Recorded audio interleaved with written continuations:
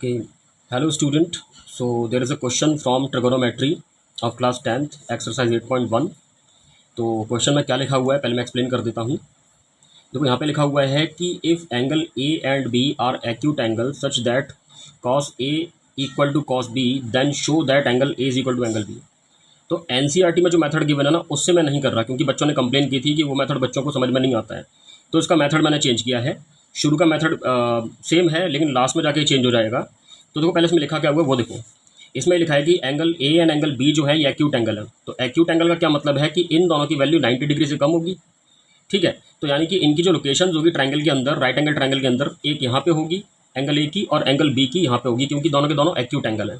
ठीक है, तो हमें इसमें करना क्या है, हमें गिवन के अकॉर्डिंग चलना है। सबसे पहले अगर मैं एंगल ए की बात करूँ तो एंगल ए के नीचे बेस कौन सा होगा, ए सी। ठीक है, ओके। तो पहले हम कॉस ए निकाल लेते हैं। तो cos A is equal to base upon hypotenuse.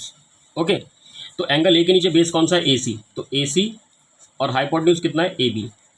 ये हो गया आपका फर्स्ट। ओके, अब हम निकालते हैं कॉस बी।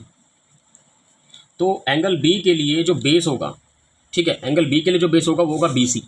ठीक है, एंगल बी के लिए जो बेस होगा वो कौन सा होगा, बी सी। तो angle B is equal to B C upon hypotenuse, यानी कि base upon hypotenuse that is A B. अब हम गिवन के अकॉर्डिंग चलेंगे।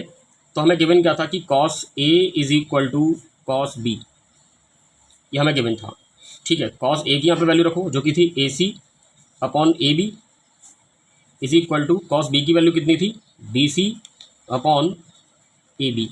Now this A B will cancel out this A B. Okay, तो क्या बचा यहाँ पे, A C is equal to B C. ठीक है, तो A C is equal to B C. Now triangle में हम लोग वापस आते हैं। तो ए सी जो है ना बी सी के बराबर है, यानी कि दो साइड्स इक्वल हो गई। तो एज पर the property of isosceles triangle, अगर दो अपोजिट साइड इक्वल होती हैं तो उनके जो अपोजिट एंगल्स होते हैं वो इक्वल होते हैं। यानी कि angle sorry A C side के अपोजिट कौन सा एंगल है, एंगल बी, और बी सी साइड के अपोजिट कौन सा एंगल है, एंगल ए। यानी कि angle A is equal to angle B. Reason आप क्या लिखोगे यहाँ पे, angle opposite to equal side, angle opposite to equal side, equal sides are equal by the property of isosceles triangle. ठीक है, तो आई होप ये क्वेश्चन आपको समझ में आया होगा। ओके, ज़्यादा अपडेट के लिए आप मेरे चैनल को सब्सक्राइब करें। Thank you.